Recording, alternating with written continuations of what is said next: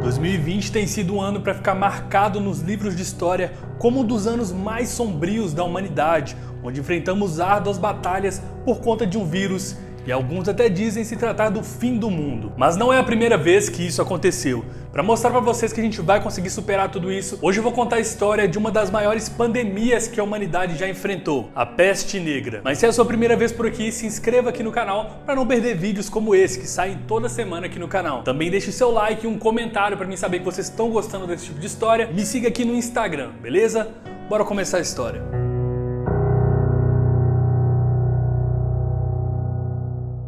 A peste negra. Este foi o apelido dado para a peste bubônica, que foi uma doença que era causada pela bactéria Yersinia pestis, que atingiu o continente europeu por volta do século XIV. Acredita-se que essa bactéria surgiu na Ásia, mas foi levada para a Europa por genoveses e acabou tendo resultados catastróficos. Essa doença dizimou 1/3 de toda a população da Europa, mas há estimativas que dizem que foi além disso, que foi metade da Europa. Um dos sintomas mais comuns dessa doença eram os bubões, que eram como se fossem tumores, bolhas que se espalhavam pelo corpo do infectado e cresciam, chegando até mesmo ao tamanho de uma laranja. Outra característica são as manchas negras que apareciam pelo corpo, e daí veio o nome peste negra. Essas manchas apareciam por causa das hemorragias internas nos órgãos do infectado. Depois disso, não demorava muito para a vida deles chegar ao fim. No começo do século XIV, a população ocidental vivia uma época de muita prosperidade. O comércio crescia, cidades cresciam, todo mundo prosperava, as colheitas eram vastas e praticamente não haviam desastres naturais há bastante tempo. De fato, era uma época muito boa na Europa, mas mal sabiam eles o que estava por vir. Parece a gente falando mal de 2019, né, que teve várias tragédias,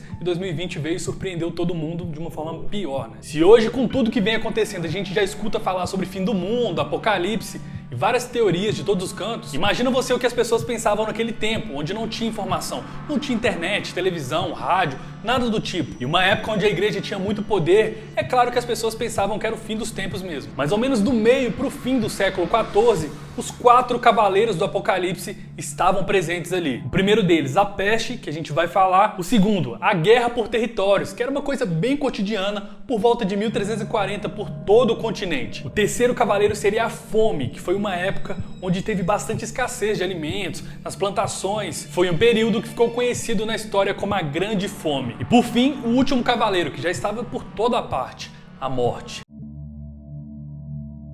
Mas pra gente entender todo esse contexto, tudo que estava acontecendo ali, quem foi o paciente zero, como essa doença se espalhou e como tudo isso chegou ao fim, eu vou separar por partes para poder ficar mais fácil de entender. Nessa época, o pensamento predominante, como eu já disse, era o pensamento cristão. Os judeus eram super mal vistos e precisavam inclusive de uma autorização do rei ou até mesmo da igreja para ficar nas cidades, e muitas vezes em situação precária de higiene. E esses judeus que ficavam ali pelas cidades, eles acabavam fazendo alguns favores para os bispos e para os reis. Como, por exemplo, eles faziam pequenas viagens, excursões para comprar artigos que não tinham nos mercados locais da cidade. Artigos de luxo mesmo. E a rota que eles usavam era passando pelo reino da Mongólia. Então, assim, acreditam que essas pessoas teriam recebido a picada da pulga, que era quem transmitia a doença, era a pulga. E além disso, eles teriam trago no meio das mercadorias ratos que traziam consigo essa pulga. E esses ratos se instalavam nas cidades e iam passando a doença de pessoa para pessoa. E mais para frente, a bactéria que causava a doença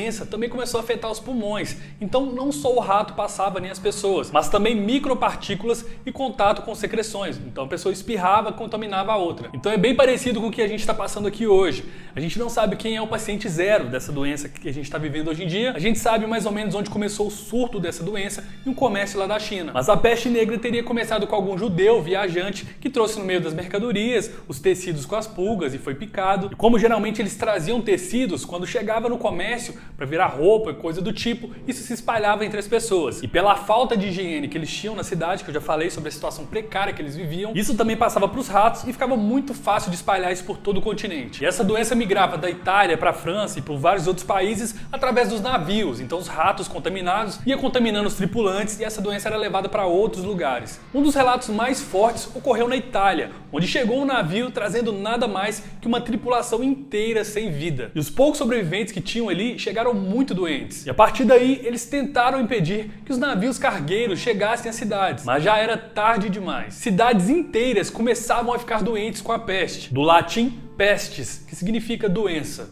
E não era uma doença qualquer, como eu já disse, era uma doença bem dolorosa por causa dos bubões e da hemorragia interna. Isso era só um dos sintomas. Tinha vários sintomas que rodeavam essa doença, como febre, diarreia, vômito, dores de cabeça. Então a pessoa sofria muito antes de morrer. Aí você pensa assim, como eles não diferenciavam as pessoas que tinham os bubões? Era muito fácil, é só você olhar quem tem os bubões e deixar na quarentena. Mas não era tão simples assim, porque os bubões apareciam no segundo estágio da doença. Então de início não dava para poder diferenciar quem tinha e quem não tinha. Essa doença se espalhava tão rápido que ela não atingiu só o continente europeu. Apesar dele ter sido mais atingido, essa doença também chegou no continente asiático, chegou no Egito e no norte da África. E como grande parte da população na Europa era cristã, eles começaram a acreditar que aquilo era um castigo divino. Só que logo os membros da igreja e até padres pegaram a doença. E se teoricamente os homens mais próximos de Deus tinham pego a doença, os civis e pessoas normais não tinham escapatória. O desespero foi total. As pessoas que sabiam que tinham pecado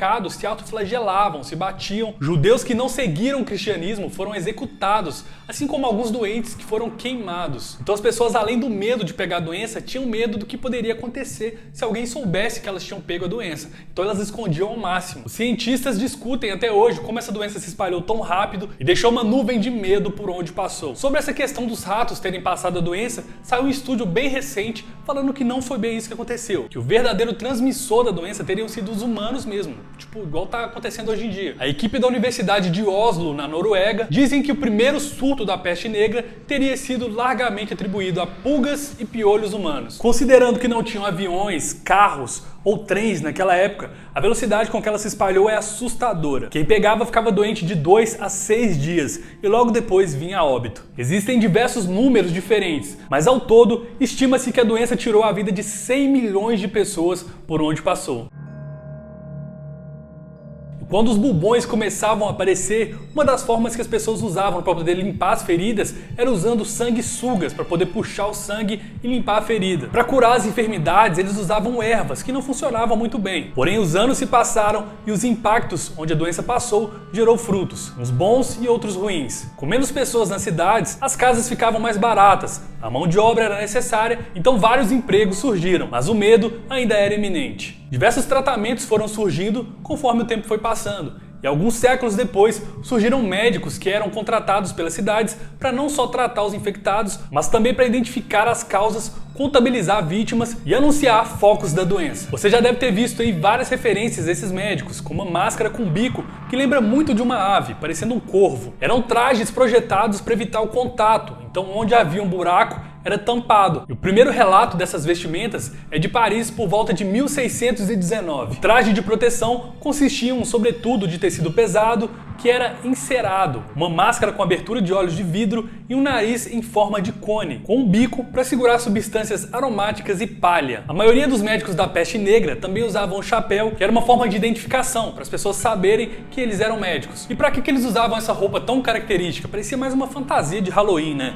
Bom, eu vou te explicar. Eles usavam essa vestimenta porque acreditavam que a doença era espalhada pelo mau cheiro no ar, uma condição conhecida como miasmática. Então o traje era todo feito de tecidos pesados e tinham camadas para evitar o contato com fluidos corporais e o cheiro ruim. Por isso também eles enchiam os bicos com ervas e flores cheirosas. Além disso, eles também usavam algumas varas para evitar o contato do médico com o paciente e também para se proteger de familiares eufóricos ou de alguma retaliação, porque ver um médico da peste negra virou uma forma de presságio de morte naquela época. Então se um desses batesse na sua porta, poderia haver um ataque da família do doente por desespero ou até mesmo do próprio paciente. Só que essa associação da doença com o mau cheiro acabou dando certo meio que sem querer. Primeiro porque o cheiro que saía das feridas dos doentes e daquela pele morta e podre afastava as pessoas saudáveis dos doentes, então rolava meio que uma quarentena meio que sem querer. E os ricos acabavam se afastando da população em terras privadas, longe de qualquer contato humano, por medo da doença. Então lixos e restos de comida passaram a ser olhados com mais atenção, já que o mau cheiro trazia a doença, ou seja, menos ratos. E foi uma solução que de pouco em pouco acabou dando certo, e foi uma quarentena que as pessoas começaram a fazer meio que sem querer, até chegarem antibióticos para que ela fosse facilmente tratada. Assim como foi naquele tempo que acharam uma solução com antibióticos, a gente pode esperar que logo vai haver uma vacina contra esse vírus que está devastando o nosso mundo. Enquanto isso, se puderem, fiquem em casa, lavem as mãos e usem com cuidado a informação que nós temos sobre essa doença. Pandemias houveram, com certeza haverão mais pela frente, mas como o passado nos ensina, tudo isso vai passar. Muito obrigado por assistir esse vídeo, me siga nas redes sociais, deixa o seu like se gostou, e é isso aí, eu vou ficando por aqui, até a próxima. Valeu!